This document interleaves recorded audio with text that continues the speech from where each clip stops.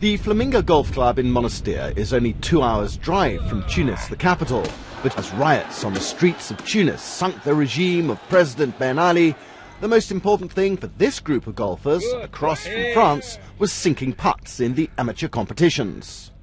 The competitions continued, like the Tunisian Championship. It was considered fine to continue that as normal, because the courses were perfectly safe.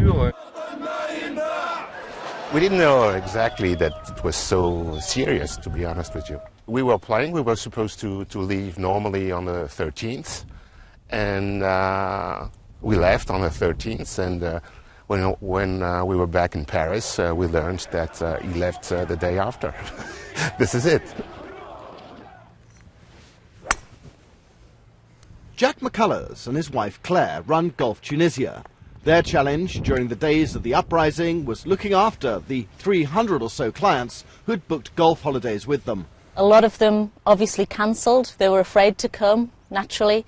Others were just waiting to get on a flight. The flights had been cancelled, so they weren't able to get here, and they were just waiting to be able to get the first available flights. We also had customers that refused to go home. You know, they had booked for 2 weeks and they were going to stay for 2 weeks. That may be a little bit flippant to have been playing golf throughout the revolution, but golf has now become a priority for the tourist industry in this revolutionary country, both to attract tourists and to add to Tunisia's dwindling foreign currency reserves.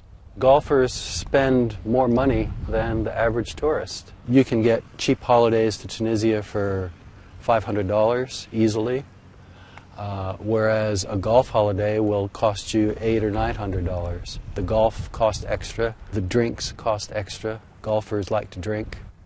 Tunisia has a dozen golf courses, which North Europeans come to in winter when it's too cold and wet to play at home.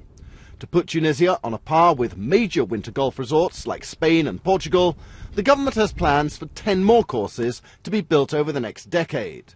Well, the more golf courses you have, the more golfers you're going to get. But the tourist board needs to do massive publicity outside of Tunisia. The average golfer in the UK doesn't know that Tunisia has golf courses.